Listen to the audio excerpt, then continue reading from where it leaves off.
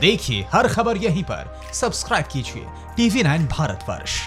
आपसे मैं जानना चाहूंगा सुमित, आप इस वक्त एलएसी पर मौजूद है, श्रीनिवास स्टैंड बाय, आपके पीछे का हाल और ये जो जानकारी है अरुणाचल वाली, क्या इंफॉर्मेशन है, तुरंत दिखाएं। देखिए, सबसे पहले जानकारी निशांत ये है कि लगातार एलएसी के ऊपर हम जब बात कर रहे हैं कि कई घंटों तक बातचीत हुई, लेकिन ये भी बात सच है कि लगातार एलएसी पे कई और जगहों पर चीन लगातार अपनी मोबिलाइजेशन कर रहा है। यही वजह है कि एलएसी के इलाकों में, यानी अरुणाचल का इलाका, सिक्किम का इलाका, यहाँ पर चीन की मोबिलाइजेशन बहुत तेजी से बढ़ रही है। यही वजह है कि भारतीय सेना ने या फिर भारत सरकार ने तुरंत से तुरंत प्रोटोकॉल लेते हुए, इस्तेमाल करते हुए अपने एलएसी के ऊपर सभी फोर्सेस को अलर्ट कर दिया था।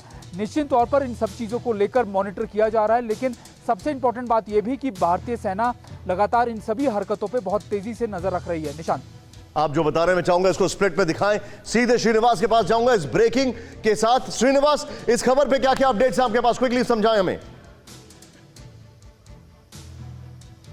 निशांत, इस वक्त मैं उत्तराखंड में मौजूद हूँ, पिथौरागढ़ डिस्ट्रिक्ट में। आप ठीक हमारे पीछे का जो इलाका देख रहे हैं, ये नेपाल का बैतरी जिला है और ठीक नीचे काली नदी बह रही है। और यहाँ भी चीन अपनी साजिश रच रहा है। जिस तरह की खबर आई है कि 6 जगह पे नेपाल ने अपने आउटपोस्ट बनाए हैं, जहाँ पे उन्होंने नेपाल आर्म्ड पुलिस फोर्स यानी सशस्त्र सेना बल को लगाया है। और अभी मैं यहाँ से 3-4 किलोमीटर नीचे एक जगह है राम झूला, वहाँ से नेपाल और हिंदुस्तान की सीमा मिलती है।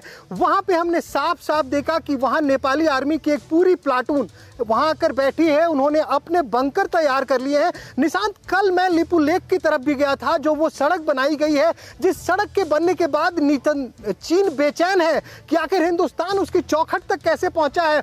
वहां पे भी लिपू लेक के ठीक बगल में नेपाल ने एक और चौकी बनाई है, झांगड़ू। और वहां के बारे में जो खबर आ रही है, वो खबर ये है कि सिर्फ दिखाने के लिए वो नेपाल की चौकी है, बल्कि उस चौकी में नेपाली सेना के वर्दी में पीएलए के आप मेरे साथ बने रहिए। जो आप बता रहे हैं, मैं अपनी टीम को बोलूंगा ये ब्रेकिंग तैयार रखें। इस वक्त बड़ी खबर, एक ब्रेकिंग मैं अपनी टीम को यहां से बोलूंगा। बड़ी खबर यहां पर श्रीनिवास दे रहे हैं कि नेपाली वर्दी में पीएलए के लोग, नेपाली वर्दी में पीएलए के लोग नेपाल बॉर्डर पर, यह हमें बता रहे हैं। ये एक ब्रेकिंग न्यूज तैयार रखे श्रीनिवास दे रहे हैं। लेकिन मैं सुमित से बात कर चुका हूं, मनीष के पास क्विकली जाऊंगा। मनीष, मैं चाहूंगा सीधे सिर्फ मनीष के साथ ये ब्रेकिंग और सैटेलाइट इमेजेस दिखाएं।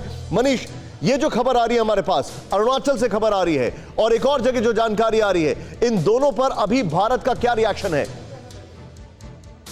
देखिए निशांत, जो बात लगातार हम TV9 भारतवर्ष पर बता रहे थे कि ये एक लोकल इंसिडेंट नहीं है, यानी कि लद्दाख में जो तनाव हो रहा था भारत और चीन के बीच, ये महज लद्दाख का मामला नहीं था, बल्कि चीन की ये पूरी सुनियोजित साजिश थी। और आज सैटेलाइट इमेज TV9 भारतवर्ष के उन खबरों को और उन विश्लेषण की पुष्टि करता है। देखिए, भारत सरकार को अंदेशा था और इसी वजह से, जैसा सुमित बता रहे हैं, कि पूरे एलएसी पर सतर्क कर दिया गया था। हम लगातार बात कर रहे हैं, लेकिन हमारी तैयारी पूरी है। और भारत सरकार की रणनीति यह भी है कि दुनिया इस बात को देखे कि किस तरीके से भारत जमीन पर चीन को मुकाबला कर रहा है, चीन का सामना कर रहा है। और यही वजह है कि आज दुनिया पीछे से भारत को सपोर्ट कर रही है, क्योंकि उन्हें पता है कि इस लड़ाई में सबसे फ्रंट पर इंडिया ही रहेगा।